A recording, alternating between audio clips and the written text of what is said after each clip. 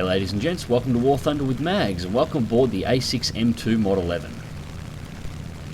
Now the title for today's video is Don't Get Cocky, and I should probably set the scene for this. This was my 8th victory in a row. The 7 previous victories I hadn't been shot down, and the lowest kill streak I had managed to get was 3 kills. As a result, I was feeling pretty godlike when I came into this match, and it bit me in the arse, big time. And you'll see that soon, but first a little bit about the plane. Now the A6M2 Mod 11 was a new plane introduced in the recent patches. It is effectively an A6M2, but without any of the carrier arrestor gear. This is a land-based variant. As a result, it's a little bit lighter and a little bit more nimble, but you have no tail hook to be able to put this thing down on a carrier, at least not easily. It can still be landed, but it does take a little bit more effort than you're normally used to. Now I selected my first fighter, going for the Spitfire, cannon shell straight through the wing, exit the area, he's out. Nice, clean kill. He's got to fall to the ground first, but that was fatal. Now I'm scanning for next targets. I'm looking at the P-39N that's behind me. That's a dangerous aircraft. I want it eliminated from the match as well, so I begin my move on it. Turn back, keep high, bring myself slightly off centre to it. I do not want to go nose to nose with that 37mm. Roll under. Brake turn.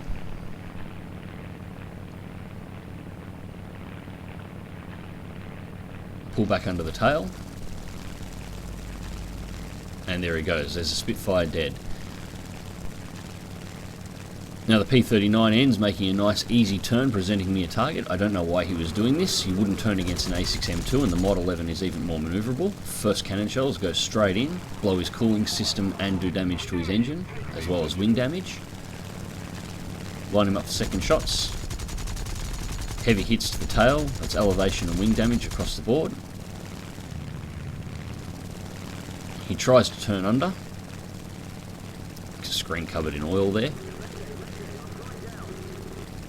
Swing the plane back down, pull back onto his tail. He tries to go into a loop. This was a fatal mistake.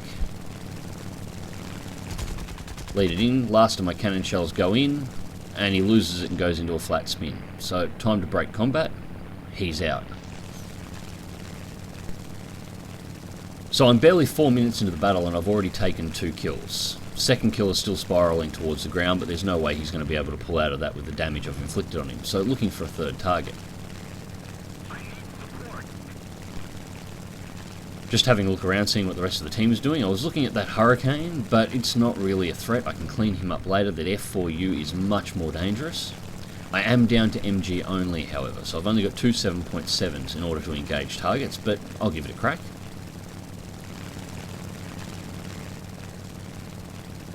F4U takes it into a dive, move to follow. Clip on the tail, sparks, no damage. There's a hit. Second hit. The Corsair seems to have realised at this point that he's not going to be able to beat me in the turn.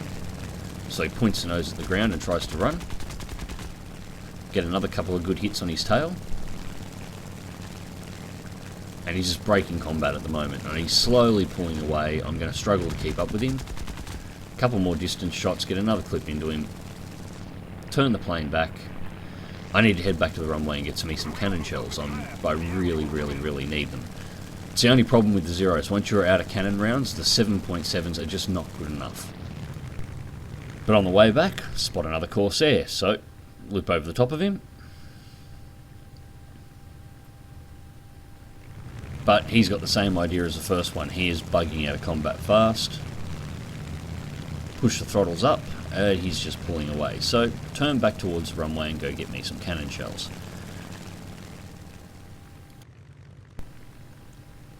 Now the trip home was pretty smooth. Nobody bothered me on the way back. Simple approach for landing, nice and slow.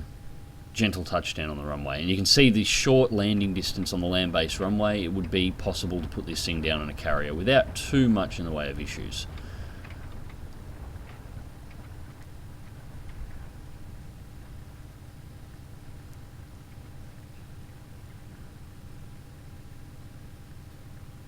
And there we go. Let's get the reload and get back in the air. So 2 minutes on, reload's complete and I'm 4Ks out of an enemy Spitfire that's flying and fighting against a premium 109 that we have on our team. Closing in, he's giving the 109 a world of trouble. I'm going to render some assistance. Rolls through, swing the plane over to fall on the tail. Nose and close. Spitfire's in the turn. As it takes a clip, he rolls the plane underneath the shots. It was a beautiful move, but he continues to turn, and that was his mistake. Bring it around, and he is out of there. That's third kill. Turning out and immediately going for altitude. Now I'm looking for the remaining targets in the enemy team. There's only 2 left.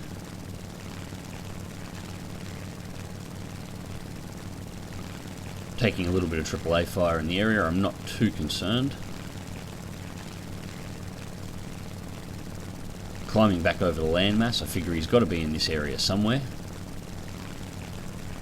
He was actually spotted earlier on, and there we go. 5Ks out, F4U. It's the 2 FU4Us from earlier on that are remaining, the ones I put shells in on the way back to the runway for landing. Now he's 2.7 kilometers out and closing. Now you'll hear whenever I pull negative Gs, the stall out on the engine. The Mod 11, much like the standard A6M2, is carbureted, so negative Gs will cause an RPM drop. Loop it straight over. Aileron roll through the loop to bring me around onto his tail. Nice and clean, he's trying to continue the turn. First shot's missed. Continuing through again. Tries to turn again, take the lead. Destroyed his tail control, and into the mountain he goes. 4th kill. And here's where I get cocky. 4th 4-kill kill streak. I am completely not paying attention. I miss those 50 caliber rounds going past the plane. Type next into chat like an arrogant prick. Completely missed that there was a Corsair flying around the area almost on top of me, and there it is, first shot's in. He's just shredded my left wing, pinked my entire plane. I'm having trouble keeping in the air. I almost crash it. I managed to pull it up over the top of the mountain and bring it around. Second burst goes in, destroys the right wing. More crippling damage to the aircraft. I've got massive control loss across the plane. Thankfully, the 109 pilot that I rescued from the Spitfire earlier on comes through and destroys the Corsair off my tail. And there's only AI left on the enemy team now, but the plane has been eviscerated. And it was all because I had a moment of arrogance, wasn't paying attention, and was too busy taunting the enemy team to be paying attention to what was going on. And as a result, the plane is... it's screwed. Now I managed to drag my sorry carcass all the way back to the runway with an escort from the E3, but unfortunately as soon as the Zero passed below 300 kilometers an hour, its aerodynamics failed. I couldn't keep it level, slammed it in the runway hard, smashed the plane, and no repair available. And the honest truth is, this is exactly what I needed at that time. I got cocky.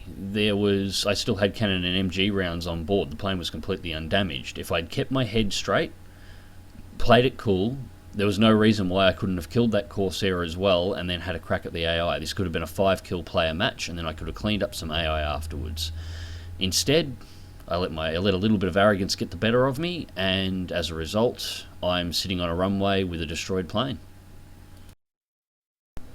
So the results for the match was first place for the team with 4 player kills, Terror of the Sky award and Bulletproof award, 69,010 Silver Lions, 5,716 mod research points, and 5,716 air research points. And I got just enough RP to unlock the engine injection system, which is interesting considering the aircraft is carbureted, not fuel injected.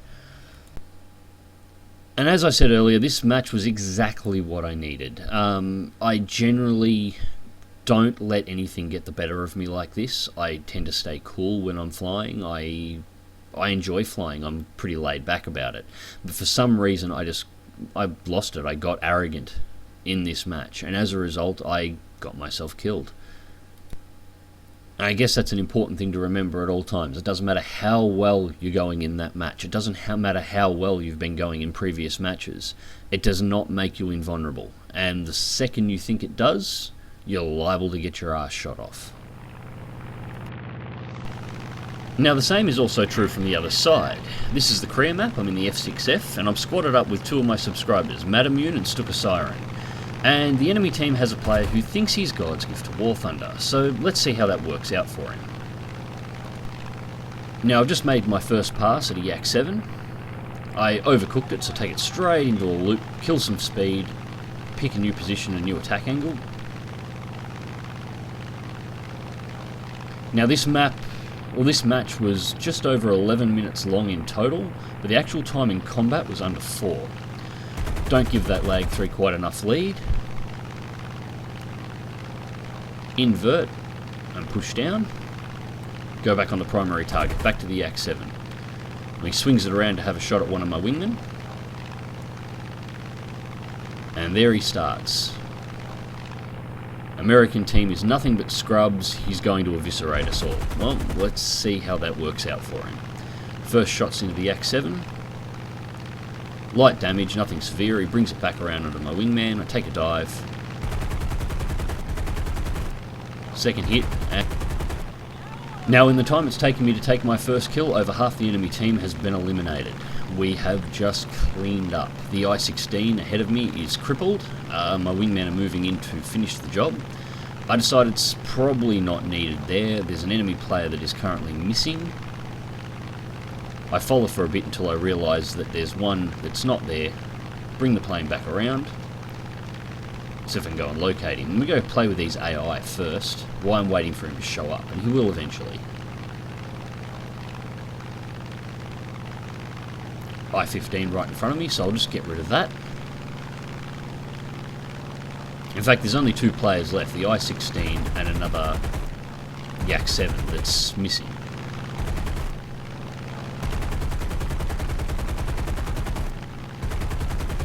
Not really giving enough lead on these shots, following for a little bit. And there we go, that's more like it. Well, that gets rid of that AI. Now I'll go and play with the rest of them until the next pilot shows up.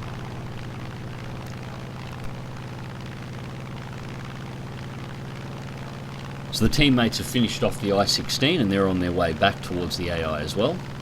Madamune is strafing out ground targets on the returns. Stuka Siren's heading straight for the AI. I know exactly where they are. I've lost visual on them. I've pulled out of range, but they're floating around just on the other side of this runway, so they're nice and easy to locate.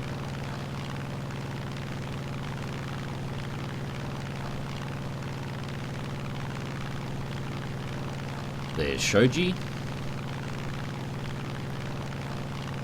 Closing at over 400.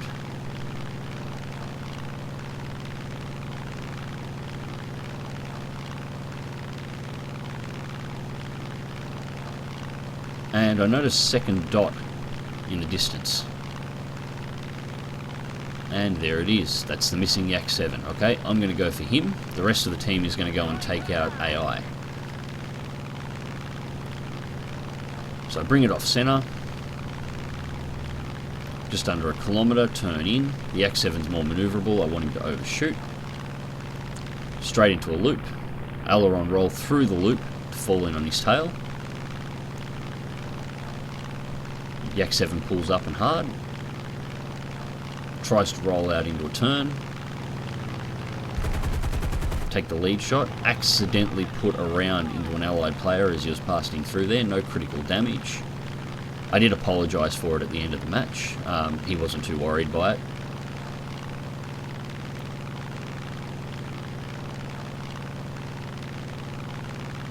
Hold the dive, 500.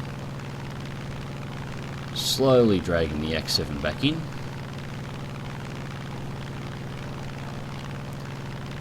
He makes his turn when he realises he's not going to outrun me.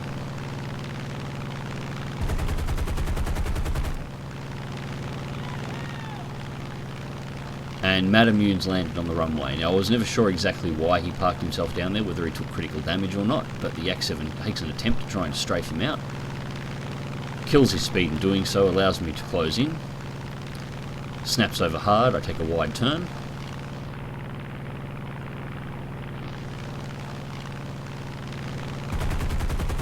And there's the fireball. Third kill for the match. And that's this battle over. The AI have been eliminated, why I've been taking him out. So Madamune takes first place with 2 player kills, 1 AI and 15 ground targets. I take second with 2 player kills and 1 AI. 38,665 Silver Lions, 2,530 mod research points, and 5,060 air research points on a premium account on a double. And once again, being cocky proves itself to be a fatal mistake. The player in question actually was not a bad pilot. He has some pretty good stats on his account. The problem was he assumed there was no way he was going to lose from the word go, and as a result was the first player to die. The lesson to be learned here is always keep a cool head. No matter how well you're doing, no matter how much of an advantage you think you have, there can always be somebody out there who's going to kick your ass at any moment.